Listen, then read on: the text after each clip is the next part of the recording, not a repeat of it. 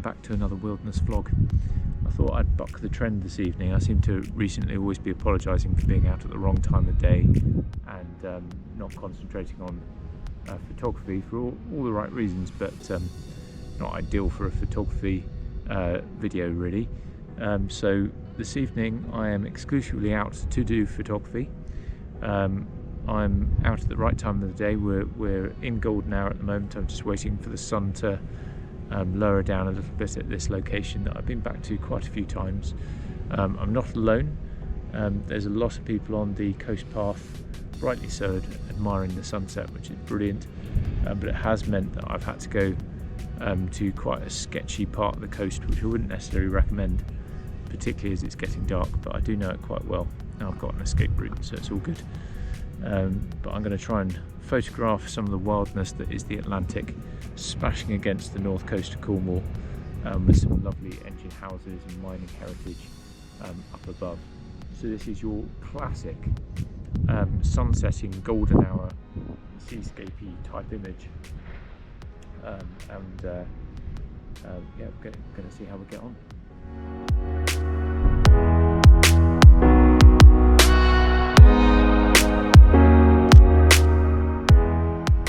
So I'm keeping it pretty simple this evening. I've got my 24-105 Canon lens into my Sony camera with a Metabones adapter. I happen to know the sweet spot for this lens is around about f8, so I'm going to keep it on f8 for maximum sort of sharpness and focus. ISO down at 100. It's on a tripod, so I don't need any assistance from that point of view. I'll just adjust the shutter accordingly. And we'll just keep snapping away. I have got a polarizer filter on the front as well, which sort of looks like dark glasses, and that principally this evening is just to take some of the shine off the waves, so you get that richness of blue that's out there, and just to sort of bring the colours out, because we're starting to go into that kind of autumnal colours, which are really, really nice.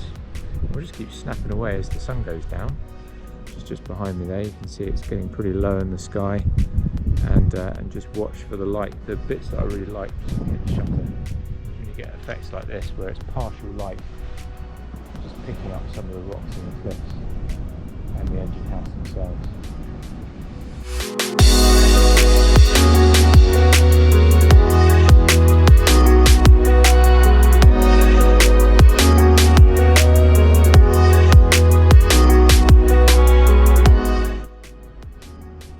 How these things work out sometimes. My plan was to get the setting sun with the lovely engine houses and the cliffs behind us, and I have got some shots like that, but glancing behind me, there's this beautiful light out on the lighthouse down the coast. So I've actually turned my camera around, and as the sun progressively goes down, just gets better and better.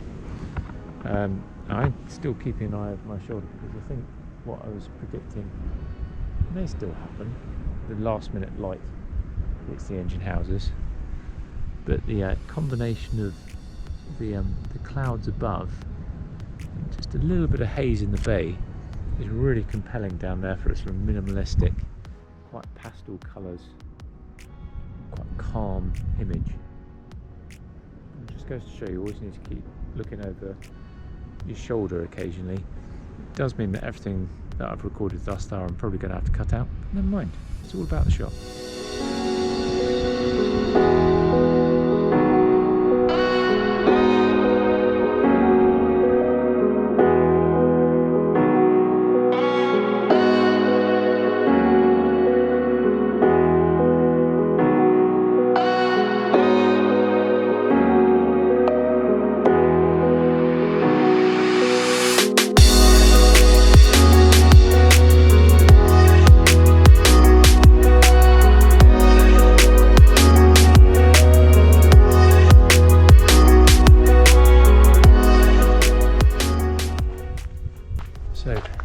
Reflections on this evening's escapades.